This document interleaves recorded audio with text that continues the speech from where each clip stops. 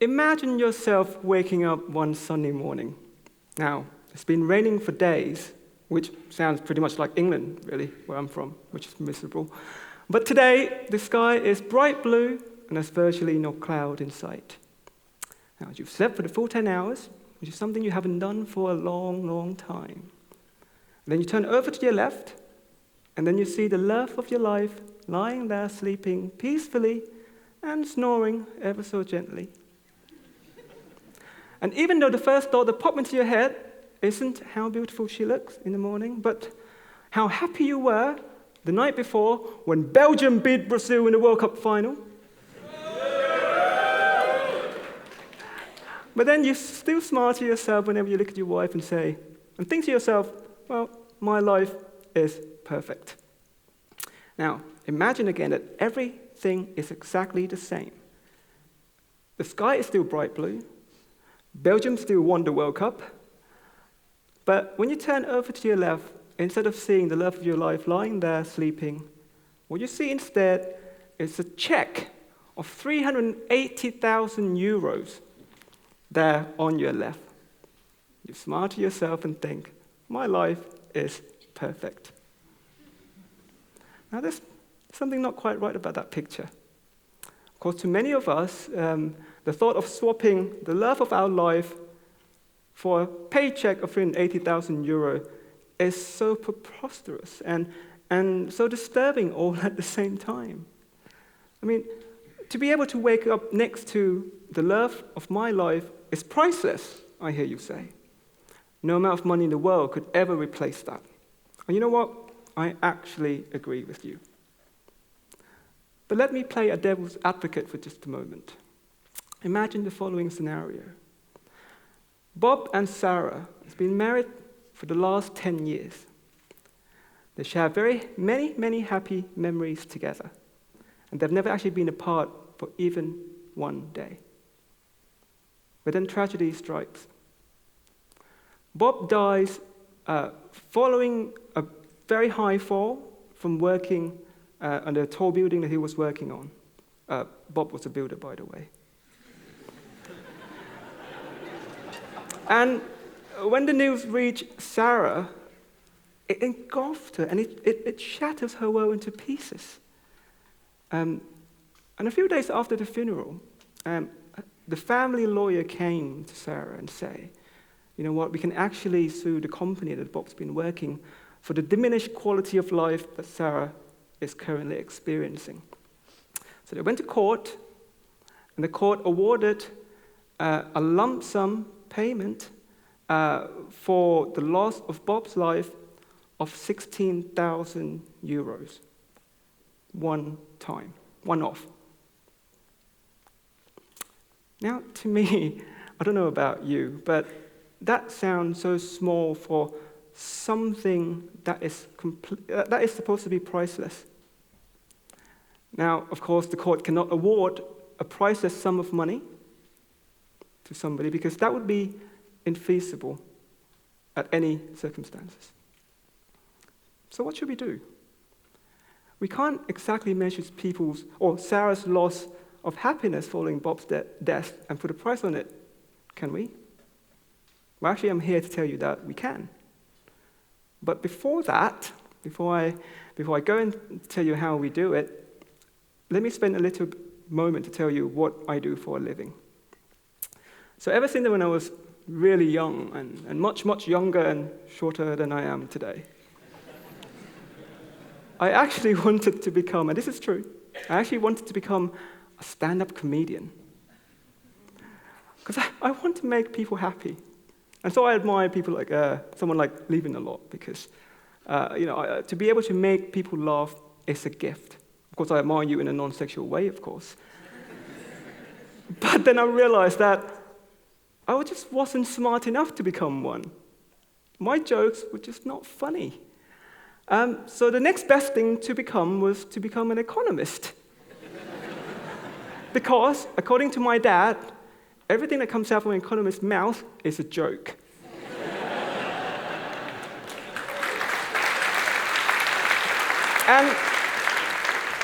And as an economist, the first thing that I was taught at school. What's that? What was it? Yeah. Thou shalt try to maximize people's utility, subject to budget constraint. But thou shalt never, ever listen to what people have to say about what makes them happy. And I thought that was really weird because, we're social scientists.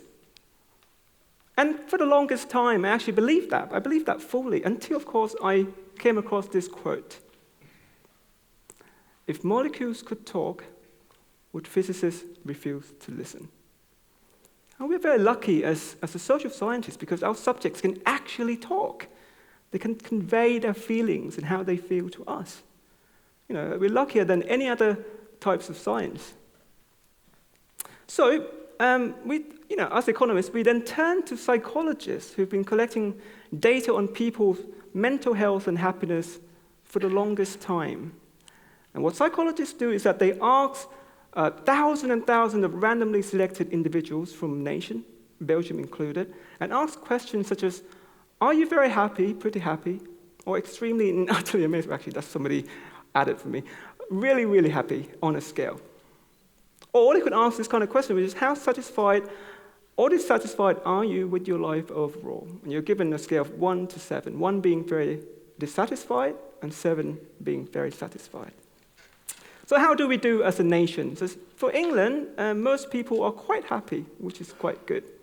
But of course, economists will say that, well, we can't really believe this, what people say, because you can't really compare one person's happiness to another. You need some validity. So psychologists have shown that actually these things really correlate with something that's really important. So they correlate with brain activity, with the duration of your genuine smile, your blood pressure, your cortisol level. Psychologists even put people into brain scan machine, this fMRI scan, and show them these happy photos, and they also show them this unhappy or sad photo of deformed babies. And they measured people's brain activity, and they found that whenever we see happy photo, the left side of left side of our brain lit up. Can't really say it. Prefrontal. Anyway, and whenever we see the sad photo, the right side of our brain lit up. Another study collected 2,000 data from 2,000 women in Texas, and they asked these 2,000 women to say what happens in the previous day and divide them into different episodes and how happy they were in each different episode. And they had to report who they were with and what they were doing, and this is what they found, which is really interesting. I found this really interesting. They found that the activity that gives you most happiness is sex. Second is socializing after work. The least happiness activity is morning commute. The funny thing is, we spend more time commuting than the time we have sex. So we spend about 40 minutes a day commuting and only 20 minutes for sex. Actually, I said only 20 minutes, but in my head I said, wow, 20 minutes. I should be so lucky. And they also see who we interacted with in a day. So interacting with friends ranked top. And interacting with boss ranked the bottom, just below alone. So one thing we could learn from here is that sex is good, just as long as it's not with your boss. Actually, sex alone might even be better than sex with your boss, if you can see by this table. So if I convince you that these things really measure something really useful, what have we found? Well, we found that, when we collected all this data, we found that being unemployed is really, really detrimental to your well-being. Comparing between divorced people and married people always happier than divorcee. Marriage is really high in happiness, bereavement is really negative. Friendship, health, now affects on children. But there's a positive hit for becoming a grandparent. Also, we found there's this strange, consistent pattern between happiness and U-shaped in age. So we start quite happy when we're young, then we slide down the slope, minimize at about 40, and then start going up again. So this is evidence that midlife crises really exist. And of course, life is full of ups and downs, so the latest research in happiness actually tracked people over time before and after different life events. And what do we find? Well, we find that unhappiness from bereavement, we become really, really unhappy with our life at the year of losing somebody we love. But surprisingly, we bounce back very, very quickly, within 1 year. Our happiness goes up very, very quickly. Of course, if you ask anybody in this room to predict how fast they're going to recover from losing somebody they love, they'll probably say, I don't think I'll ever recover. The evidence presents something very different. But of course, there is a downside to that adaptability, and that's marriage. You can see this. Happiness goes up by quite a bit the year before you get married. It peaks in the year you're married. Remains quite high in the first year, we call it the honeymoon period, and then kind of slide down the slope back to your happiness before you got married. And should you invest in a baby? Now, that's a question. This is a photo of my niece, by the way. She's going to have a go at me 10 years from now when she's grown up and see this video. Should you invest in a baby?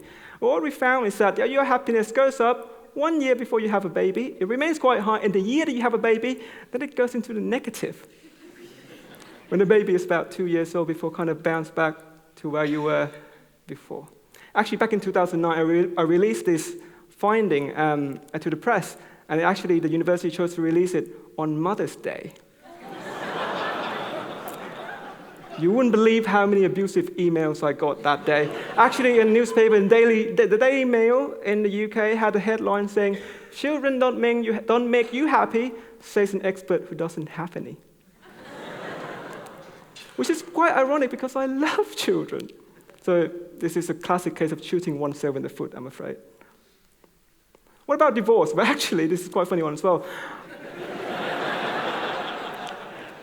If you're in an unhappy marriage, after you get divorced, your happiness actually goes up into the positive. So you actually become happier getting a divorce if you're in an unhappy marriage. Now, what does this tell us? So if I can convince you that actually this data tell us something very useful, we can actually use it to place the value on things that don't naturally come with monetary values, like death, like love, and so on and so forth. So if you can follow me, the idea is that imagine that on average our happiness is about here. And imagine that income makes us happy. So say if there's a small blip that goes up in your happiness. Imagine again that everything is the same, but when you lost somebody you love, that's a big drop in your happiness in that first year. Okay. So in principle, we can calculate how much money is required, or how much additional income would be required to make somebody who just lost somebody feel just as if they didn't lose them.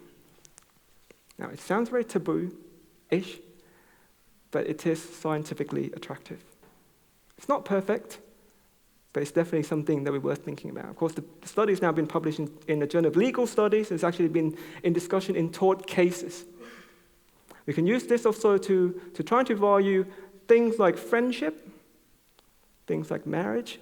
We can make decisions based on these numbers. So what did we find about death? Well, we found that losing your spouse, you need around 380,000 euro to compensate that loss in emotional well-being. Losing a child comes next, about half of that price, and then mother, father, friends, and sibling. Now, you might be thinking, what's that got to do with me? You know, none of us get to experience death every day. What's that got to do? How can I learn from this study about economics of happiness?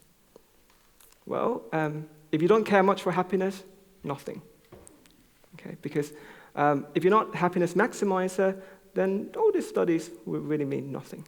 Because you can still try to maximize other things like meaningfulness and other things that might not always go hand in hand with happiness.